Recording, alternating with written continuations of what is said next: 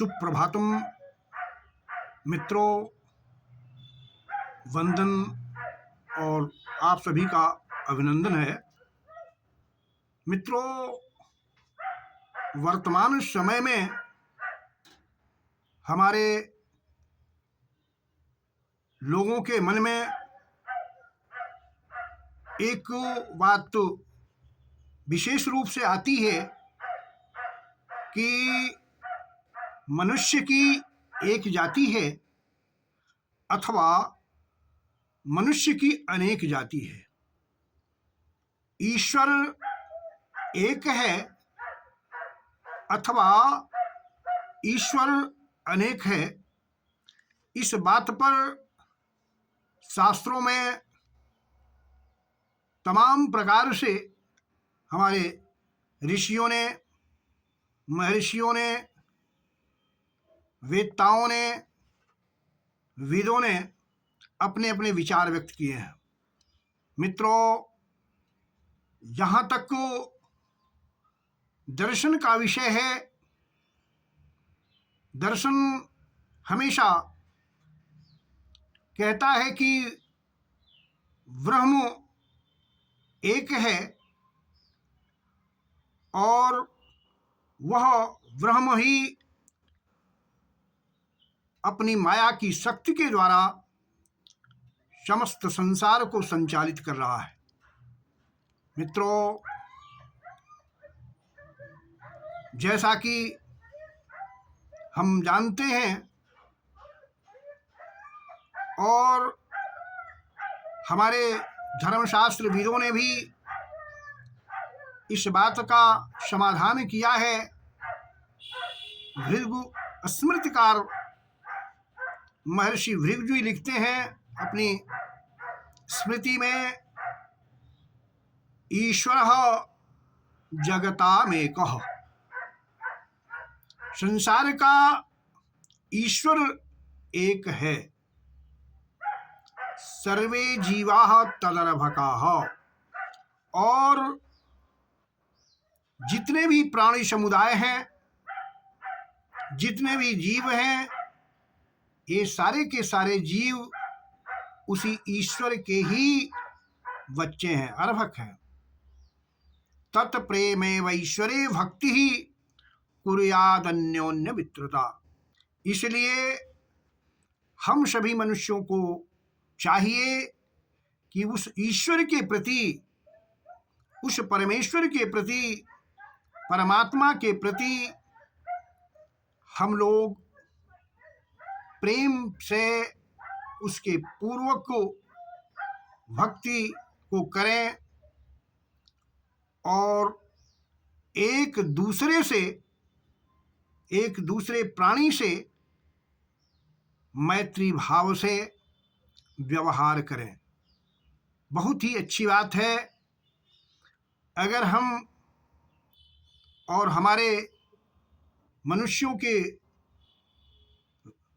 मन में यह विचार आ जाता है कि वास्तव में हम सभी एक ही भगवान की, एक ही परमात्मा की, एक ही ईश्वर की औलाद हैं, तो फिर परस्पर भाईचारा होना चाहिए। सभी लोग एक दूसरे के भाई तो ही होंगे, बंधु ही होंगे। इस प्रकार का अगर विवेक हमारे अंदर जागता है तो हम परस्पर जो एक दूसरे से विद्वेष करते हैं, जलन करते हैं, एक दूसरे को मारने पीटने हिंसा की बात सोचते हैं, ऐसा नहीं हो सकता है। इसी बात को किसी ने लिखा है, ईश्वर सबका एक है, ईश्वर सबका एक है, जीव सकल शिशुताहि, मधुप मित्र के भाव से करहु प्रेम सब माहि। माने सारे के सारे जीव उस ईश्वर की ही औलाद हैं, ईश्वर की संतान हैं। इसलिए सभी लोगों को चाहिए कि मैत्री के भाव से सभी जीवों के प्रति प्रेम भाव से व्यवहार करें। मित्रों, भृगु ने अपनी स्मृति में एक जगह और लिखा है कि विश्वस्य भगवान एकः, माने विश्व का भगवान एक है। और हमारे तमाम लोग भी इस बात को कहते हैं कि सबका मालिक एक है। तो सबका अगर मालिक एक है तो हमें किसी प्रकार का किसी से विद्वेष करने की आवश्यकता नहीं है। हमें एक दूसरे के प्रति प्रेम भाव से, मैत्री भाव से जीने की ये बातें हमको सबक सिखाती हैं। इसी तरह से मित्रों, जैसा कि माना जाता है कि सृष्टि की सर्जना जो प्रकृति करती है वह त्रिगुणात्मिका है, और उस त्रिगुणात्मिका प्रकृति के द्वारा जो ये लोक सृजित किया जाता है, बनाया जाता है, निर्मित किया जाता है, वह भी त्रिगुणात्मक है। और इस सृष्टि में माना जाता है कि मनुष्य की एक प्रकार की सृष्टि है।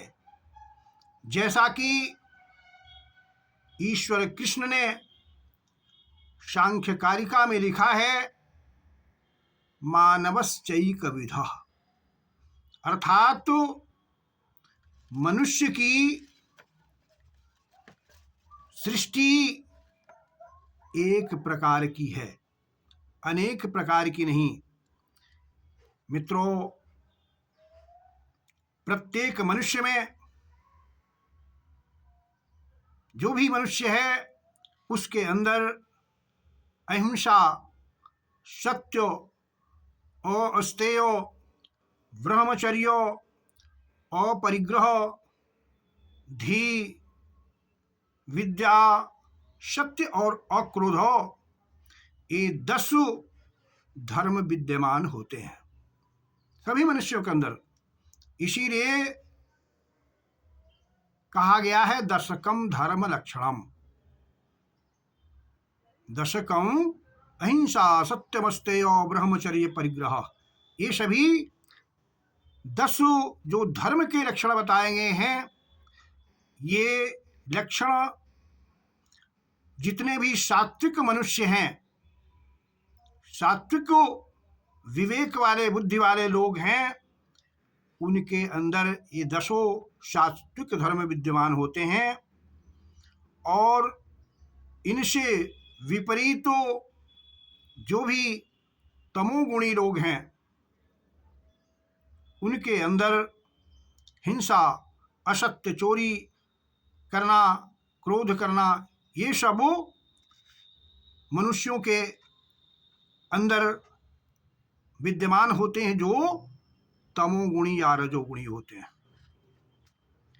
मित्रों, जो रजोगुणी हैं, तमोगुणी हैं, ऐसे लोगों के लिए कहा गया है कि ये ही प्रत्यक्ष राक्षस की कोटि में आते हैं। जैसा कि मार्कंडेय पुराण में एक श्लोक में वर्णित है कि जिसके हृदय में स्त्री, बालक, वृद्ध और रोगी के प्रति करुणा या दया का भाव नहीं आता है, नहीं होता है, ऐसे लोग ही प्रत्यक्ष राक्षस हैं।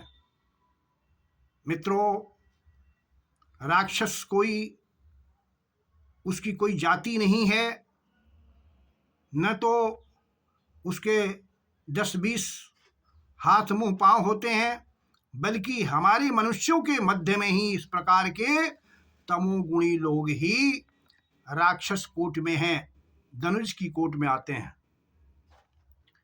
मित्रों, मार्कंडे ऋषि कहते हैं, यस्य च कठिनं मनः स्त्री बालातुरादिषु, यस्य च कठिनं मनः स्त्री बालातुरादिषु वृद्धेषु च तं मन्ये जनो राक्षसो हि सः। ऐसा व्यक्ति घोर राक्षस है। कहते हैं, मधुप वे राक्षस नर बड़े, मधुप वे राक्षस नर बड़े, जहि कठोर ही होय, आतुर शिशु अबला विरिधो, देख द्रवय नहीं जोय। यानी जो आतुर के प्रति, शिशु के प्रति, किसी अबला के प्रति, किसी वृद्ध के प्रति जिसका हृदय द्रवित नहीं होता है, वही कहते हैं कि राक्षस है। मित्रों,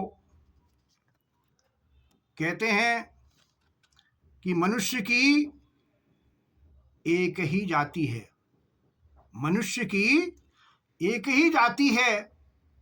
जैसा कि हम लोगों ने स्वार्थवश हिंदू, तुर्क, ईसाई, ब्राह्मण, क्षत्रिय, वैश्य, शूद्र आदि में बांट रखा है, ये कहीं कुछ भी इस प्रकार से कोई पैदा नहीं होता है।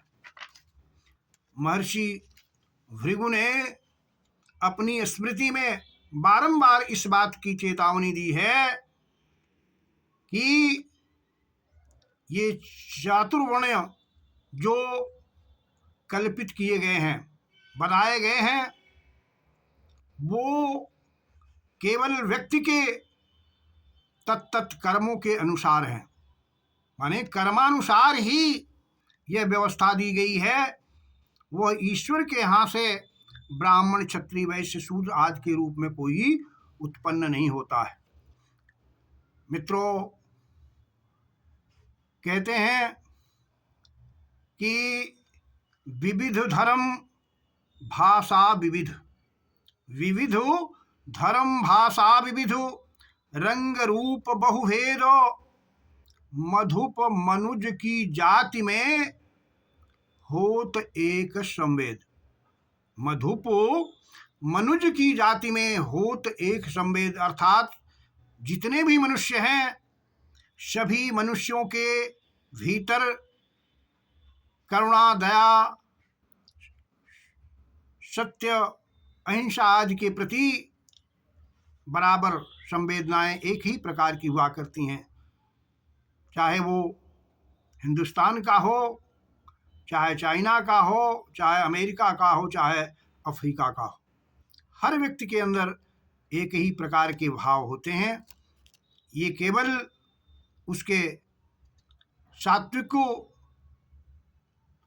तमोगुण और रजोगुण पर ही ये निर्भर करते हैं।